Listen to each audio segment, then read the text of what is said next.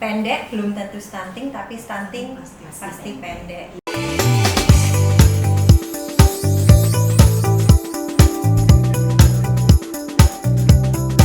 Assalamualaikum warahmatullahi wabarakatuh. Selamat siang, selamat pagi, selamat sore, selamat malam, kapan aja semua healthy lovers yang kembali menonton di podcast kita kali ini di Panji Podcast Kesehatan RSUD Haji Provinsi Jawa Timur.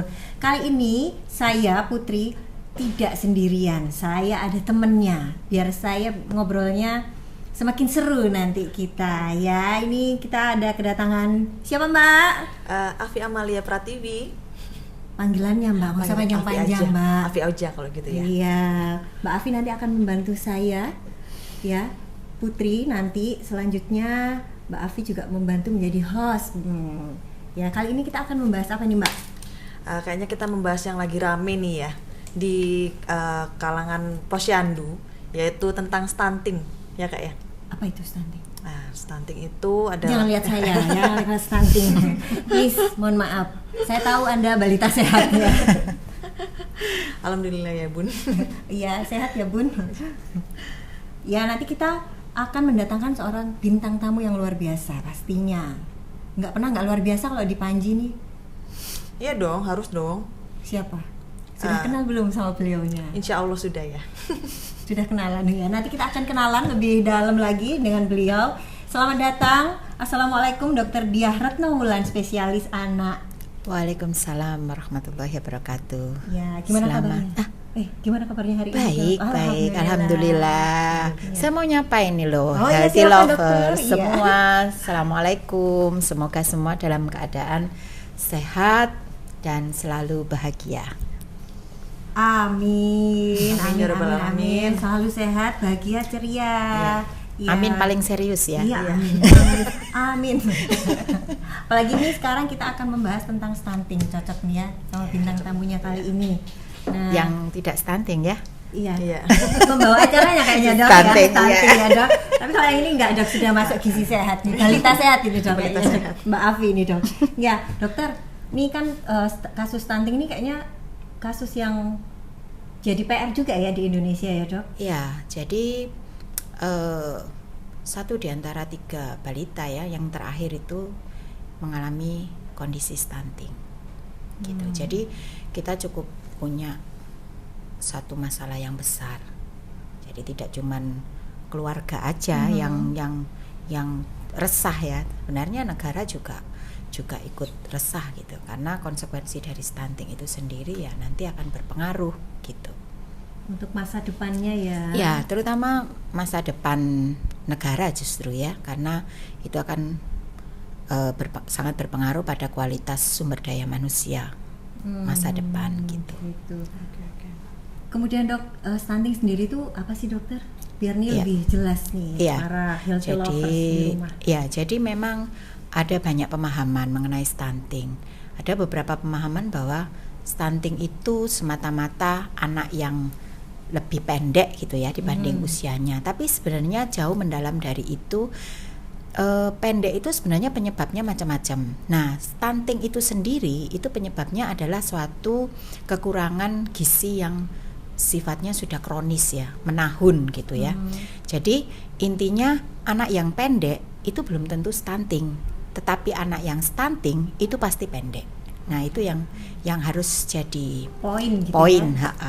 Garis merah. Jadi kalau dia pendek karena masalah nutrisi, maka kita golongkan sebagai stunting.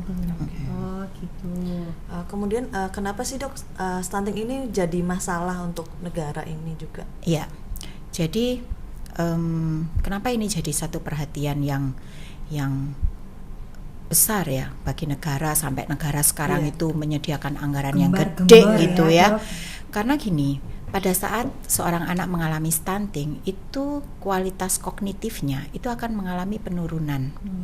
Dan dikatakan dari penelitian itu sekitar 20 poin dia mengalami penurunan. Kalau misalnya secara genetik itu kan IQ itu secara genetik ada ya kecenderungan itu. Nah, itu kalau dia menjadi stunting maka berkurang 20. poin gitu ya. Bayangkan kalau dia pas-pasan terus kurang 20 poin gitu ya. Semakin ngepres.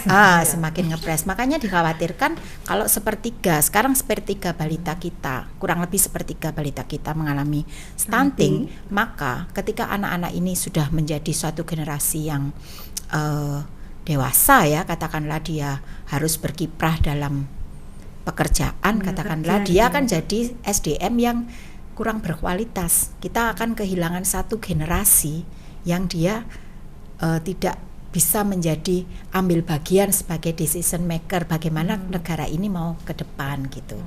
Bahkan ketika seorang anak itu mengalami stagnan berat badannya, itu IQ-nya itu juga sudah turun sekitar 3-4 poin. Ngeri ya, Dok? Ya. Segitunya berarti.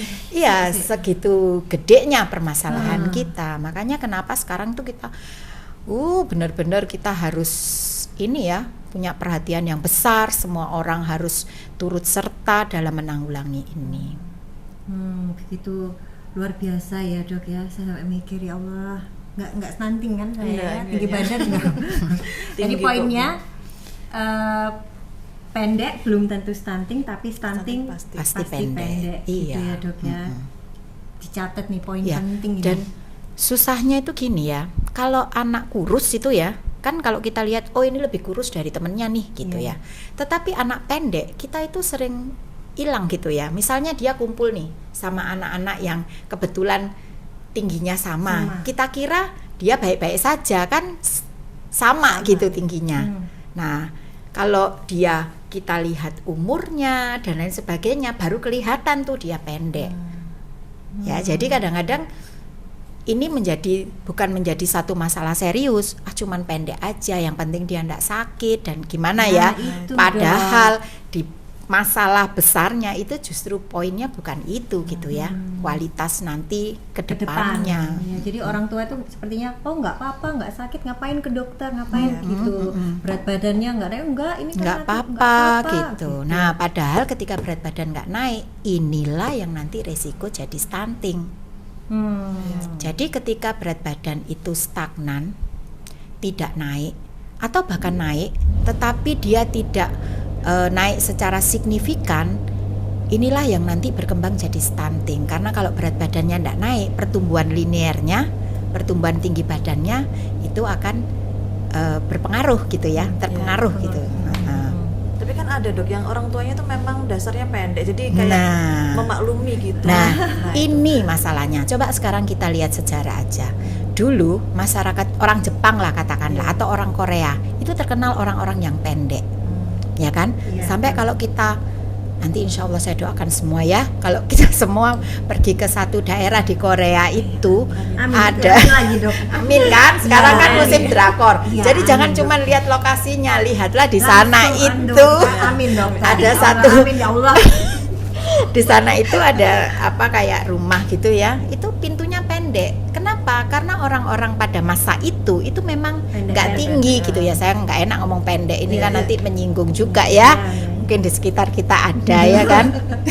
Oke, nggak tinggi ya, nggak tinggi gitu ya. Nah, tapi ingat bahwa dari sisi orang tua itu kita punya tinggi potensial genetik namanya. Tinggi potensial genetik ya kayak ini, memperbaiki keturunan misalnya gitu kan, ada toh nyari pasangan yang lebih tinggi untuk memperbaiki keturunan. Itu satu hal yang mungkin loh gitu ya, bahwa kalau kita ngitung tuh tinggi potensial genetik itu ada plus minus 8,5-nya. Artinya dari rata-rata tinggi orang tua itu bisa plus minus 8,5. Masa kita mau yang min 8,5? Maunya yang plus 8,5. Makanya kenapa orang Jepang, orang Korea, Chinese itu ya, orang-orang di negara China ya, Republik China itu benar-benar nge-push tuh pada saat pertumbuhan cepat itu dengan memperbaiki nutrisinya supaya mereka mencapai tinggi potensi genetik yang optimalnya gitu. Seperti itu. Di optimalnya itu 1000 hari. Betul. Jadi sebagai perbandingan aja. Ketika kita berhasil meningkatkan, katakanlah kita benar-benar tuh memenuhi nutrisinya, kan tadi saya bilang kalau dia stagnan nih beratnya itu nanti mempengaruhi tingginya. kita tahu bahwa sampai 1 tahun itu pertumbuhan anak itu rata-rata 25 cm per tahun. Kemudian 1 sampai 2 tahun itu 12,5 cm per tahun. Jadi kemudian selanjutnya itu cuman 7 cm per tahun. Selanjutnya cuman 5 cm. Bayangkan kalau kita bisa nge-push di 2 tahun pertama kehidupan, kita dapat berapa tuh? 25 ditambah 12,5, 37,5. Coba bayangkan. 37,5 itu yang kita bisa push. Ya, jadi betapa pentingnya 1000 hari. Nah, 1000 hari itu berapa? Ya mulai dari dalam kandungan toh. Dari kandungan ya, Dok? Iya. Ya kan 9 bulan ditambah 2 tahun itu 1000 hari. Nanti hitung sendiri deh harinya berapa. Siap, Dokter. Ya kan? Ya itu makanya kalau selama masa neonatus mungkin ya paling banter dia lahir itu kan sekitar 48 sampai 50 cm ya. Nah, kalau 1 tahun ya 50 tambah 25 dia sudah 75 cm. Bayangkan kalau misalnya kita nggak aware tuh abai pada 0 sampai 2 tahun. Dia tidak ya? Iya, betul. Dimana kecepatan tinggi, lajunya cepat tapi kita nggak memanfaatkan. Berarti kamu tidak dimanfaatkan. Enggak ya? Saya malah kelebihan. Ya, tapi di balik itu semua sebenarnya bukan masalah dia bisa ngejar tingginya sih, tapi konsekuensi dari stunting itu sendiri. Kalau misalnya ditandai dengan pendeknya itu ya, kalau dia kekurangan gizi ya dia pendek. Artinya apa? Kita mengabaikan tuh 0 sampai 2 tahun pertama. Ada hal yang penting di situ. Bayi lahir itu dia mencapai sekitar 55 lah 50% perkembangan otak dewasa. Dalam 2 tahun itu dia bisa mencapai 85 sampai 90%. Jadi benar-benar perkembangan otak itu betul. Iya. Nah, kenapa kalau dia kekurangan nutrisi di 2 tahun pertama hilang? Iya. Nggak bisa balik lagi. Nggak bisa. Salah satu efek yang nggak bisa kita perbaiki dari stunting itu adalah kecerdasan itu sendiri. Istilahnya kalau di medis namanya irreversible, ya, satu komplikasi yang irreversible. Kita bisa tuh 2 tahun apa 3 tahun kita misalnya membuat dia mencapai berat badan ideal, mencapai tinggi badan ideal itu bisa, tetapi kerusakan yang terjadi pada sel-sel otak misalnya itu nggak bisa 100% pulih. Ya. Berarti memang pentingnya nggak usah terlalu termenung gitu toh. Sampai kayak gitu jadi loh, flashback kaget gitu loh. Cukup nggak nih? Cukup nggak ya dulu? Ya apa ya dulu? Kaget, aku sampai terpukau loh. Kaget apa? Biar apa mbak? Makku apa ya? Karena makku cerdas. Kalau punya anak mungkin, oh dulu anakku udah cukup gitu kali ya kayaknya. Nah, yang penting sekarang generasi selanjutnya nih anak-anaknya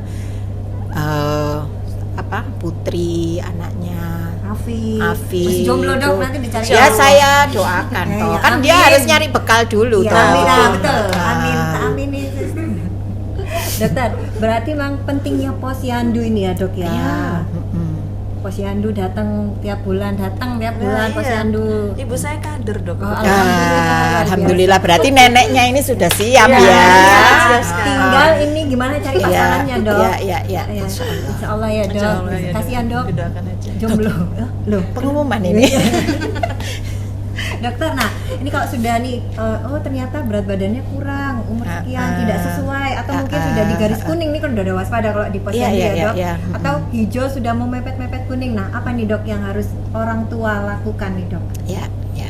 Jadi gini, sebenarnya kalau dia sudah sampai turun grafiknya, nggak usahlah dia di garis merah. Turun itu sudah kita harus melakukan intervensi. Atau misalnya dia naik tapi nggak sesuai dengan kenaikannya itu nggak sesuai dengan pertambahan usianya, itu sudah harus cepat-cepat dilakukan sesuatu. Artinya kita mesti cari tuh kenapa dia nambahnya cuman sekian gitu ya. Kan kita tahu misalnya anak usia 10 sampai 12 bulan aja itu pertambahan per bulannya itu sekitar 200 sampai 300 gram. Gampangannya ya. Dan di usia yang lebih muda itu pertambahan per bulannya lebih besar memang. Nah kalau misalnya dia meleset katakanlah cuma 50 gram atau misalnya enggak naik Nggak gitu nutut, ya stagnan, terus gitu ya, Dok. stagnan. Nah itu mesti ada sesuatu. Itu namanya kalau istilah kita itu growth faltering. Growth faltering itu artinya tidak ada pertambahan berat badan. Itu termasuk red flag ya, artinya satu tanda waspada. Inilah yang nanti bakalan jadi stunting. Nah apa yang dilakukan oleh orang tua? Yang dilakukan oleh orang tua ya segera untuk mencari itu kenapa, misalnya mungkin saya kurang memberikan asupan yang sesuai dengan kebutuhan anak saya ya, atau ada penyakit-penyakit dasar yang menyertai, misalnya kan kadang-kadang itu anak-anak itu ada sakit infeksi tetapi simptomnya itu gejalanya itu nggak jelas. Contohnya misalnya infeksi saluran kemih, TBC gitu, kayak gitu-gitu itu banyak ya, bahaya. Gejalanya cuman anaknya nggak mau makan, berat badannya nggak naik gitu. Jadi nggak kayak orang dewasa ya, kalau TBC batuk-batuk itu kadang-kadang anak-anak nggak gitu. nggak ada gejalanya.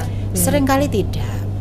Makanya dipikirnya cuman Iya, nggak iya, apa-apa iya, kok iya. gitu. Nah itu yang nggak apa-apa itu. Nah, yang paling harus kita itu harus tanggap itu adalah justru yang pertama kader, jelas ya. Kader itu nggak boleh cuman naik kok, aman ini naik gitu. Padahal dia kalau di trennya disambungkan itu titik-titiknya itu dia sudah menjauhi. Nah kayak gitu, naik tapi dia menjauhi. Nah itu ya harus kadernya itu harus segera melakukan mungkin dia harus mengirim ke puskesmas yang jadi daerah wilayahnya, dan tenaga kesehatan juga harus cukup aware untuk melakukan apa yang harus tata laksana yang bisa dia lakukan gitu. Ibumu kan nonton podcast iki dari kader harus omongan ibumu kudu nonton toko awal sampai buri ya. Terus untuk makanan nih Mbak, makanan kan sering kali orang itu mana saya susah makan nih dok gitu ya. Iya. Ternyata susah makan itu maksudnya makan nasi.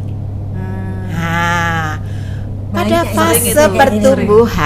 fase pertumbuhan untuk khususnya 2 tahun pertama, nasi yang notabene karbohidrat itu sebenarnya bukan yang utama ya. Kita tahu pada fase pertumbuhan itu zat pembangun apa sih? Protein. Maka sumber protein wajib kita berikan. Jangan misalnya gini, anaknya dikasih sayap, bapaknya kasih dodo, kasih paha gitu, kebalik. Melewati masanya. Sudah melewati masanya. Ya sudah tinggal anaknya. Iya.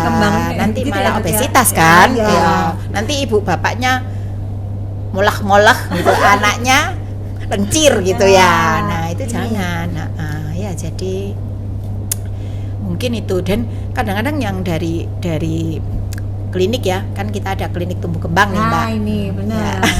Jadi kalau mamanya ada sesuatu kurang dari kader bisa diusulkan. Ya.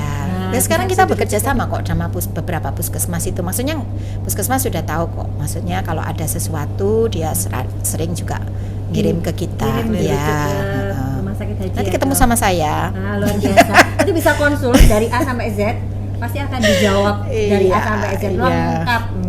Gitu ya dok. Asal sabar ya. Iya. Tapi pasarnya banyak ya. Pasarnya banyak. Satu pemeriksaan tuh lama ya. Ada jadi pemeriksaan tumbuh kembang. Nanti kita jadi periksa semua ya dok betul. ya. Jadi kalau misalnya sekarang ada yang datang ke saya nih, dok anak saya nggak mau makan nih. Makan apa? Iya makan nasi.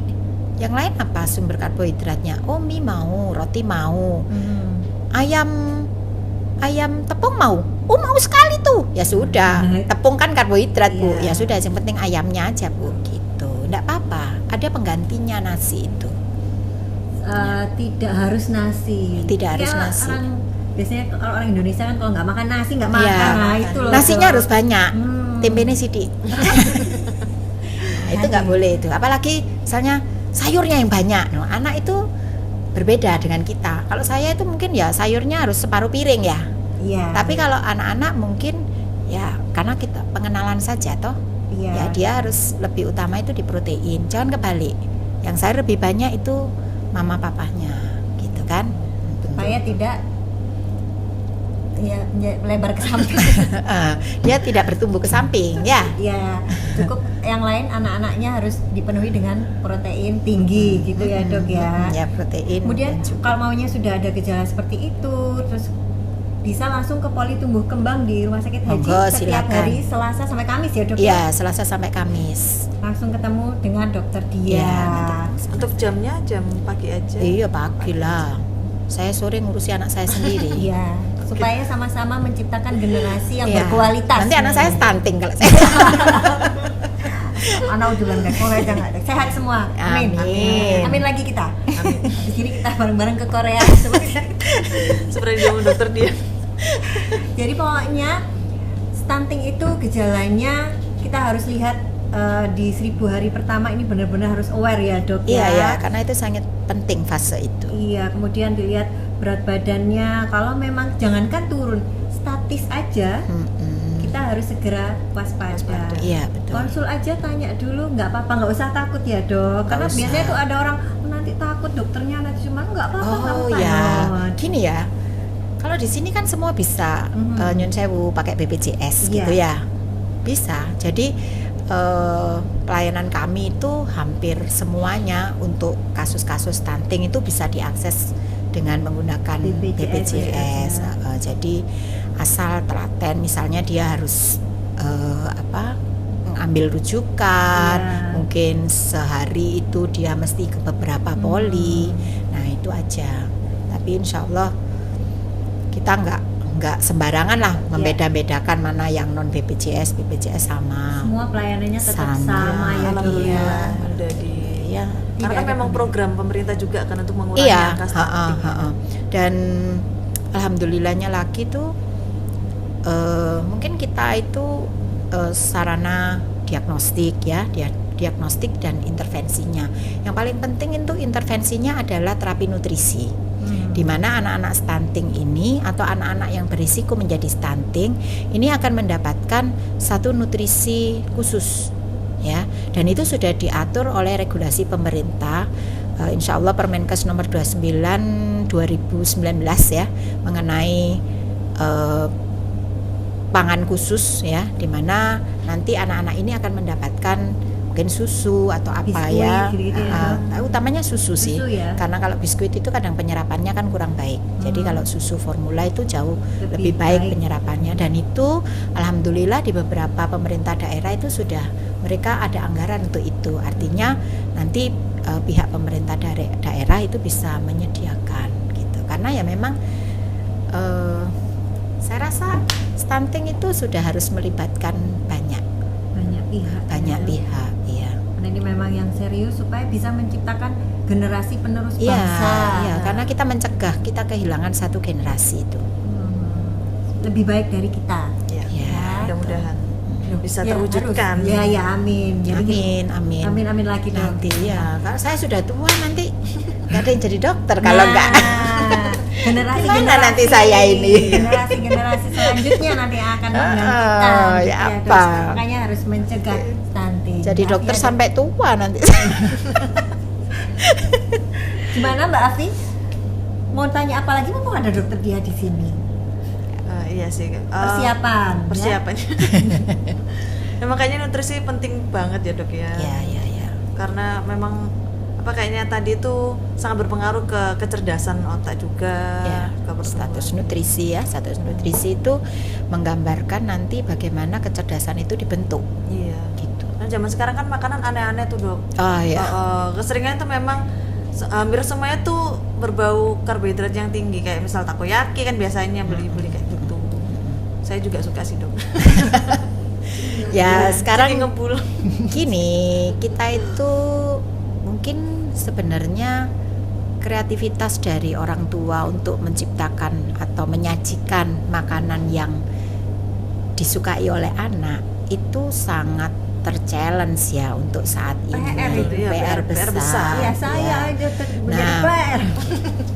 Jadi gini, kalau kita ngomong nih di ranah tumbuh kembang, Iya. ketika kita ingin mencerdaskan seorang anak, itu kita harus memberikan satu pengalaman perkembangan dalam usia perkembangannya.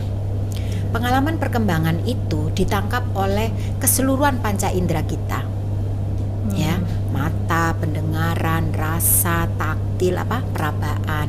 Nah, ya ditangkap oleh itu, karena itu nanti yang memperkaya sel-sel otak yang akan mencerdaskan kita, ya. Feeding skill, keterampilan makan itu bagian dari perkembangan itu. Kenapa saya ngomong begini? Kenapa saya ngomong begini?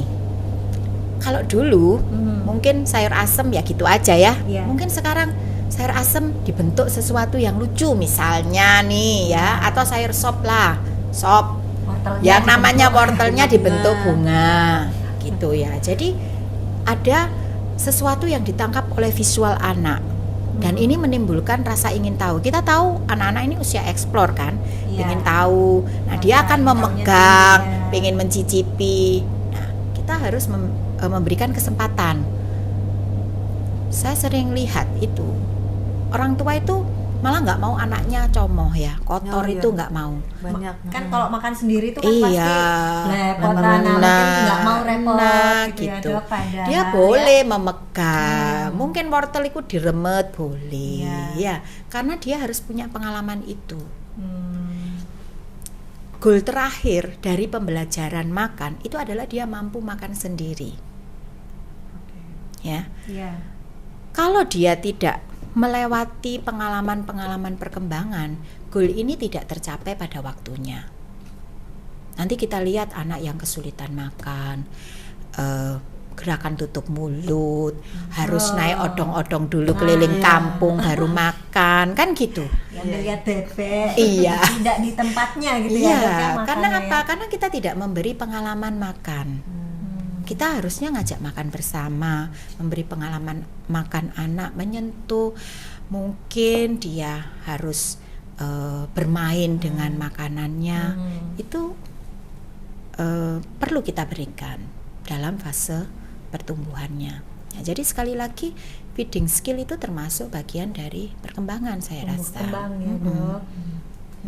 Soal punya anak, suruh makan sendiri.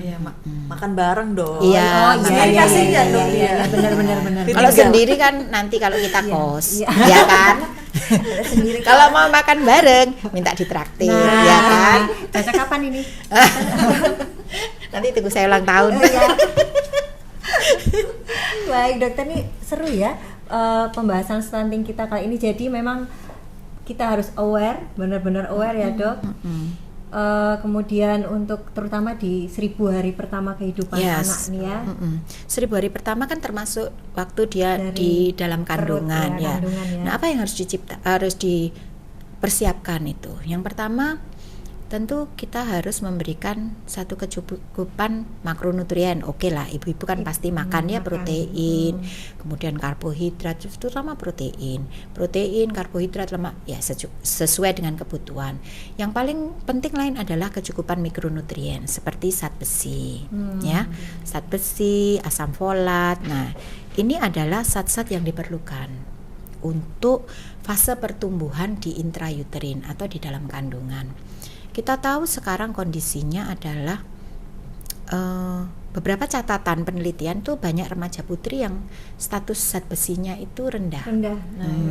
Ya, dikira putih, ternyata dia anemik. Kasihan ya. Iya. Putih banget. Ternyata lemas. Nanti berdiri pingsan. Nah, itu harus kita atasi dulu gitu ya. Kita tahu bahwa zat besi adalah zat pembentuk hemoglobin, di mana hemoglobin itu adalah pembawa oksigen. Nah, oksigen itu ibaratnya adalah energi bagi sel-sel untuk bertumbuh. Ya, mobil nggak ada bensinnya nggak bisa jalan.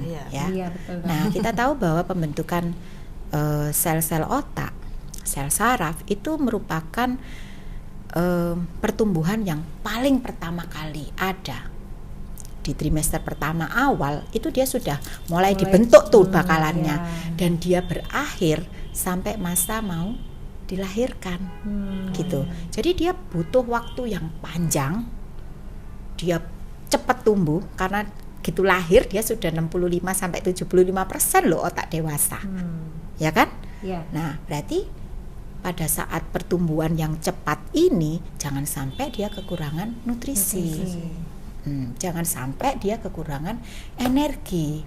Bisa kita bayangkan pada fase ini dia kekurangan nutrisi dan energi, itu sudah akan mempengaruhi outcome dari janinnya. Mungkin janinnya itu lahir, ya nggak usah lah ngomong kecacatan ya, kecil gitu ya. Nah itu berarti dia sudah mengalami fase kekurangan nutrisi sejak dari dalam kandungan.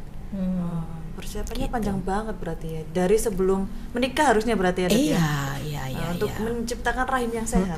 Iya. Dan Generasi menjadikan- stunting Iya. itu dia akan melahirkan anak-anak yang stunting juga.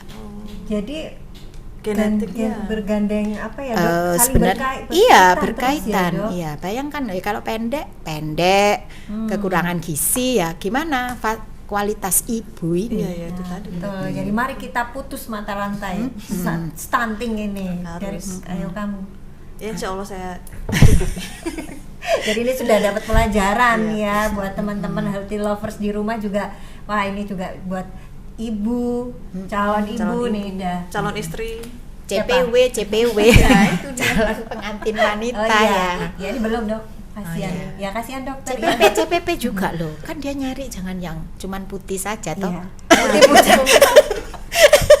Sebenarnya yang putih itu tergantung putihnya. Iya. Kalau saya ini udah pasti nggak anemia. Zat besi terpenuhi insya Allah. Ya udah kelihatan ya, Dok ya. Ya Allah. Mantap gitu Mantap, ya. Karena besi kan. Jadinya berat, nggak berat, tebel. Ya gitu, oke. Jadi Sarah, nanti- jangan Sarah. Iya nggak boleh dok. Tebel, nggak tebel, beda loh. Ya dokter, seru sekali ini nanti. Pokoknya healthy lovers di rumah harus waspada. Gimana stunting, langsung aja mamanya ragu-ragu ini gimana, berat badannya gimana, bawa aja ke Poli Tumbuh Kembang ya dok, di hari Selasa sampai Kamis langsung ketemu sama dokter Diah Retno. Ya. Dan semua pasti akan dibahas dan dijawab habis ya dok. Yang penting satu sabar karena pemeriksaannya mungkin akan tahapnya Banyak. panjang dan banyak gitu ya dok. Terus ya. satu lagi ya yang paling penting. Ya. 0 sampai 6 bulan itu kan tahap yang juga sangat krusial dalam pertumbuhannya. Jadi apa itu pilihan makannya? Kan gitu pertanyaannya. Dari penelitian dikatakan bahwa ASI itu merupakan makanan yang terbaik dan dia salah satu pencegah stunting pada anak. Ya. Jadi sudah kewajiban ibu yang punya anak 0 sampai 6 bulan tuh mencukupi gizinya supaya dia bisa memberikan ASI yang terbaik untuk anaknya. Gitu. Nah, kesulitan-kesulitan dalam praktek breastfeeding itu juga harus segera diatasi. Misalnya bayi prematur yang refleks hisapnya lemah, itu kita mesti ngapain ya? Kemudian bayi yang hanya ASI, mungkin dia berat badannya kok enggak naik-naik, kita mesti ngapain? Jangan langsung tahu-tahu ditambahi dilotek pakai pisang gitu ya, karena kurus gitu kan, enggak gitu ya. Jadi mungkin kita ya udah pokoknya di mindset kita 0 sampai 6 bulan itu ASI gitu. Nah, tapi bagaimana cara pemberian ASI yang baik? Bagaimana kita mengevaluasi bahwa kita sudah bener nih ngasihnya gitu ya. Jadi ini ya podcast kali ini sebenarnya tuh di rumah sakit haji itu sudah lengkap loh dok. Dari masa kandungan sampai di tumbuh kembang sudah ada ahlinya semua. Ada polilaktasi juga loh. Iya, kemudian itu juga ada grupnya juga nanti dari sana langsung ke tumbuh iya dok. biasa. Jadi Oh iya betul. luar biasa udah cangkep ini. Paket lengkap lek mamanya. Berarti gule berarti nek jangkep ya. Iya. Ya Allah dokter, ya. Kan bumbu jangkep. Iya, jangkep benar-benar ya. Oke, ini seru sekali hari ini. Jadi banyak pelajaran yang kita dapatkan ya Mbak Afi hari Iya, ini, betul sekali. terutama untuk ibu-ibu di rumah, kemudian healthy lover yang ya seperti tadi persiapan menjadi ibu dan lain sebagainya, jomblo pun ya penting ya Dok ya. Penting karena Persiapan. ya itu tadi, karena dia itu nanti yang bertanggung jawab untuk Masa depan kita, negara Republik anaknya. Indonesia. Anaknya, Oh, anak. paling enggak anaknya dulu ya kan. Kejauhan kalau sampai ke negara Republik Indonesia. Tapi kalau masing-masing individu punya pemahaman begitu, insya Allah kita punya generasi yang hebat ya. Luar biasa. Jadi nggak sekedar slogan gitu loh maksudku. Benar. Ya, benar. Jadi memang harus punya lah, sadar lah. Paling enggak mamanya nggak sadar untuk negara, untuk oh ya Allah Untuk anakku diri sendiri, gitu ya ya. Dok ya. Ya generasi kita itu harus, sesudah kita kan harus lebih baik ya. Iya betul. Kalau kita meninggalkan keturunan atau generasi yang lemah, berarti kita ini nggak baik ya. Oh iya. Kan gitu toh. Ada Penilaiannya ininya ya. seperti itu ya. Ada hadisnya. Iya. Jadi sedih saya Dok. Kan gitu. Oke, Kita ya. harus memberikan Menjadi lebih baik. lebih baik ya di masa depan hari ini Ha-ha. harus lebih baik dari yang kemarin. Ha-ha. Dan mencetak generasi yang Iya. Iya kan? merdeka. Ya. Oke, healthy lover semua, seru ya kali ini pembicaraan kita dengan Dr. Diah Retno. Jadi tidak perlu takut untuk pemeriksaan di tumbuh kembang. Betul, karena biasanya kan orang-orang takut gimana sih prosesnya, gimana panjangnya untuk misal pakai BPJS itu rujukannya gimana gitu kan. Jadi sekarang nggak usah takut, insya Allah semua sudah tersedia dengan baik dan lengkap di Betul RSUD Haji sekali. Provinsi Jawa Timur. Oke, healthy lover semuanya, jangan lupa like, subscribe, mana ya? Iya, Komen. Komen. Jangan lupa komen ya. Boleh mengajukan pertanyaan ya Dok. Nanti Boleh. dari kita jawab gitu ya Dok Boleh. ya. Nah, kan banyak kesempatan sebenarnya ya Dok ya untuk Ya, kita insya belajar Allah. lebih baik. Insya Allah. Bismillah untuk menciptakan generasi ya apa? Generasi yang lebih cerdas. Nah, generasi optimal. Iya. Oke, mari kita putus stunting dari sekarang ya Dok ya. Kita harus cegah, kita harus selesaikan masalah stunting itu mulai sekarang. Mari bersama kayak kampanye jadi akhirnya. Baik, healthy lover semuanya, sampai di sini dulu perjumpaan podcast kesehatan Panji RSUD Haji. Kita akan kembali di next. Kita akan membahas apa? Belum ada jadwal ya? Ya nggak apa-apa, pokoknya stay tune terus, kita lihat nanti. Terima kasih Dokter Diah Ya, Retno. sama-sama. Ilmunya luar biasa. Alhamdulillah. Ya, besok saya Senang kalau bisa hamil berbagi lagi ya. nanti ya. Kapan? Jangan dong. Saya dulu aja gimana Oh Kak? iya, setuju. Harus ada sponsornya dulu. Iya. Nah, Gitu deh. Sebenarnya belum ada, mau hamil dulu gimana Dokter?